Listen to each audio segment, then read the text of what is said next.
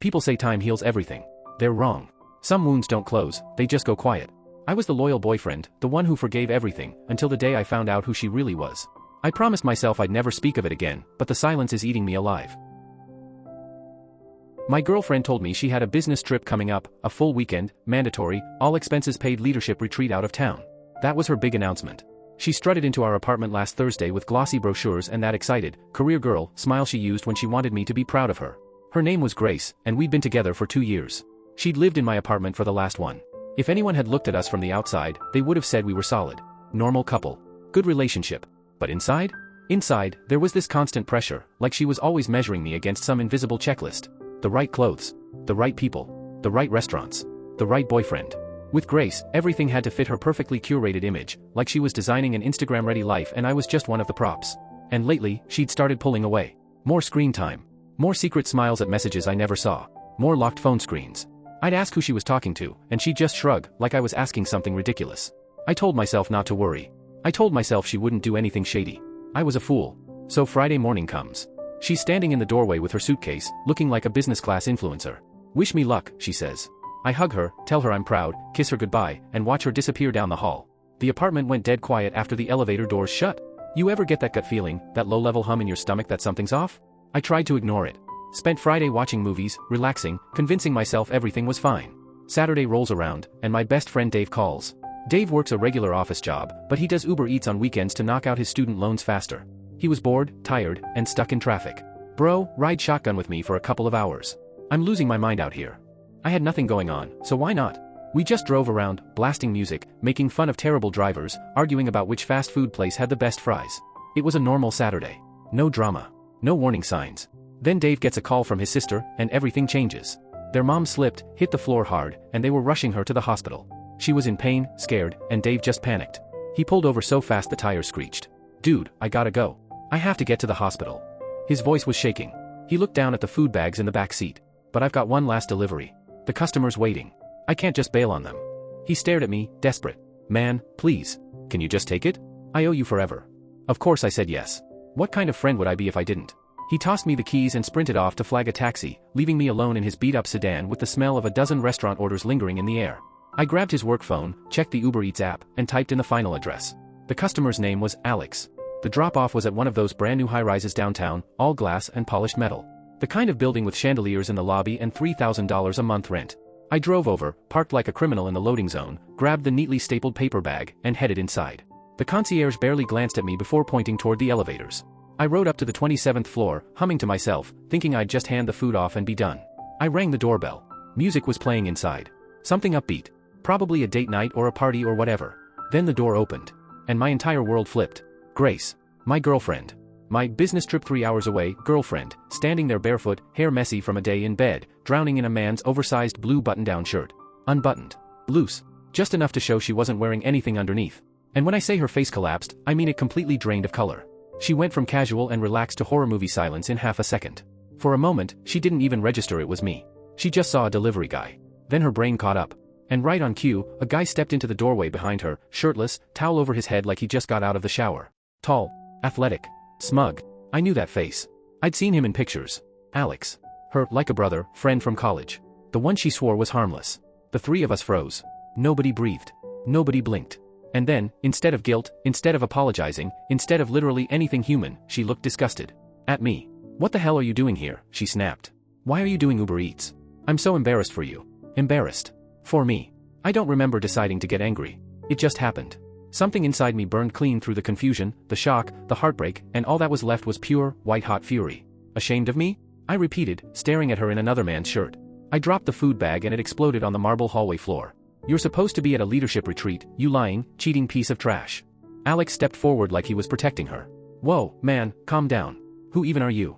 I laughed, one of those ugly laughs that hurts coming out. I'm her boyfriend. The guy she lives with. Remember him? You might have heard about me. He blinked, confused.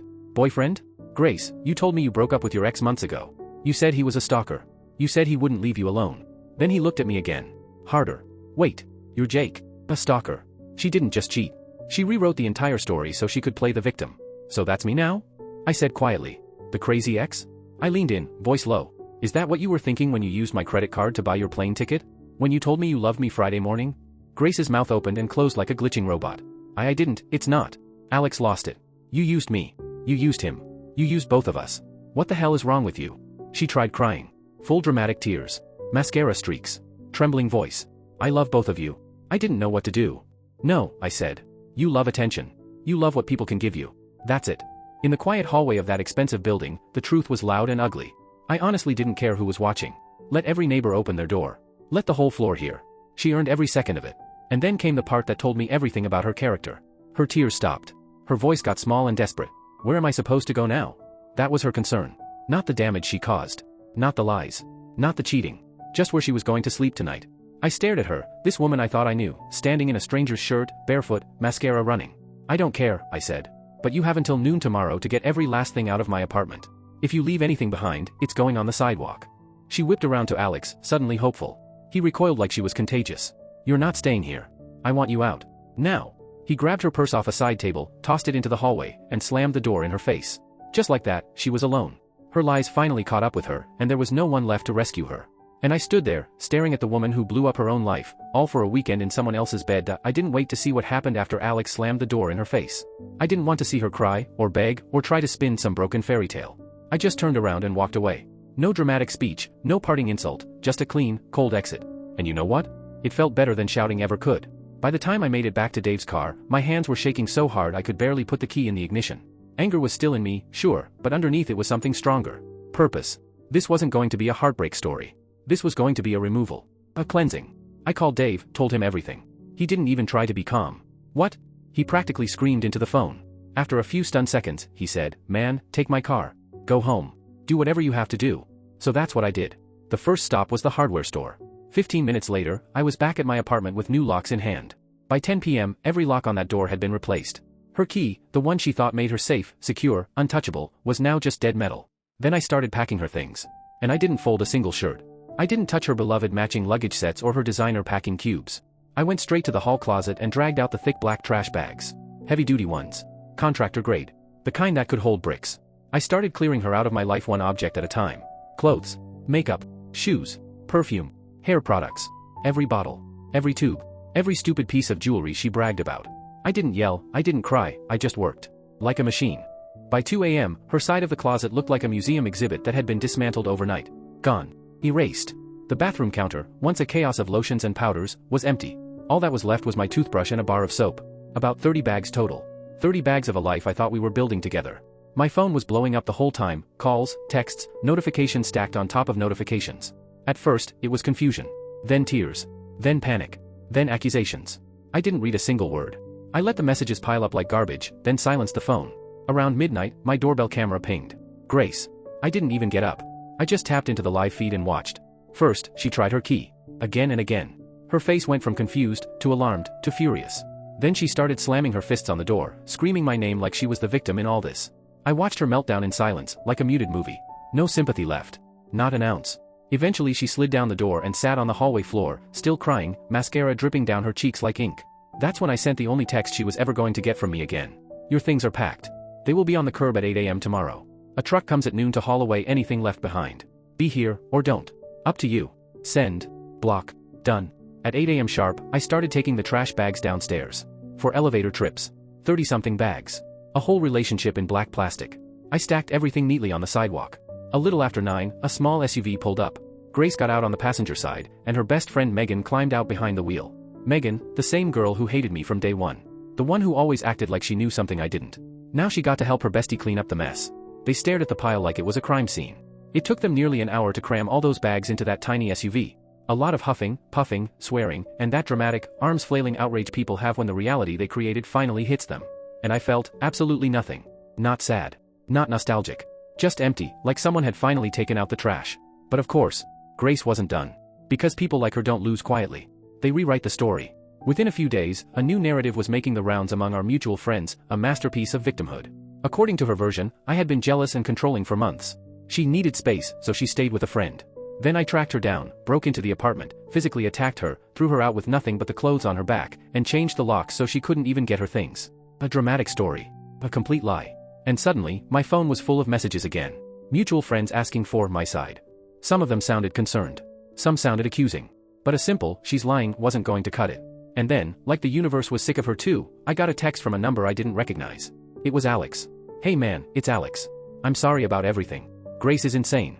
She's been telling people you attacked us both, but that's a lie. I have all the texts where she told me she was single and her crazy ex was harassing her. If you need me to back you up, I will. This woman is toxic. That was it. That was all I needed. I took a screenshot. Then I sent it, along with one single sentence, to every mutual friend we had. If you heard Grace's story, here's what the guy she cheated with has to say. The silence that followed was beautiful. Suddenly the flood of questions stopped. People backed off. Some apologized. Others said nothing at all, which was just as satisfying. Grace had thrown a grenade and it blew up in her own hands. But she still wasn't finished. Next came her parents. First, her mother called, shrieking into the phone, calling me heartless, abusive, a monster who abandoned her poor daughter in the streets. She didn't stop long enough to breathe. 30 seconds in, I cut her off. Calmly. Your daughter is a liar and a cheat. You should be more embarrassed about the person you raised than about where she's sleeping. Don't contact me again. Click. The next day, her father left a voicemail, rambling, furious, throwing out cheap threats like, you don't know who you're messing with, and you'll regret this. I didn't delete it. I saved it. And then the final line was crossed. A week later, the night before a major deadline for a client, my internet suddenly died. Router reset, nothing. Cables, nothing. I spent 45 minutes on the phone with the provider before they told me. There was no outage. My service had been cancelled. The only way to cancel it was through the account security information. Security information Grace knew, because she had been an authorized user. She sabotaged my internet to interfere with my job. That wasn't drama. That wasn't heartbreak. That was criminal harassment. I finished my work by tethering my laptop to my phone. I turned it in minutes before the deadline. And the next morning? I drove straight to Megan's apartment. No warning. No text. No polite knock. I hammered on that door until Megan opened it, eyes wide. Grace was behind her. And the second Grace saw my face, that smug little smirk disappeared. I was shaking, but not with sadness, with fury. This stops. Today. I said. I played the voicemail from her father, the threats, the aggression. Then I told them about the internet sabotage. The cancelled service. The timing. The proof. Both of them went pale. I stepped forward. They stepped back. Here's what's going to happen. You, your parents, your friends, you are going to leave me alone. Forever. If I get one more text, one more call, if somebody logs out of my Netflix account as a joke, I'm taking this voicemail, phone records showing harassment, and documentation of the internet sabotage, and I'm filing for a restraining order. You will answer to the police. Do you understand? They didn't argue. They didn't blink. Finally, Grace tried her last weapon, tears. But Jake. I made a mistake. What about us? I stared at her, this stranger I used to love, and felt absolutely none of the things I used to feel. There is no us, I said. You burned it down when you walked into that condo? Then I turned around, walked to my car, and drove away without looking back. I went home. Blocked every number. Sat in the clean, quiet apartment that used to feel so small and suddenly felt huge. I poured a drink. Deleted every picture. And finally, felt free.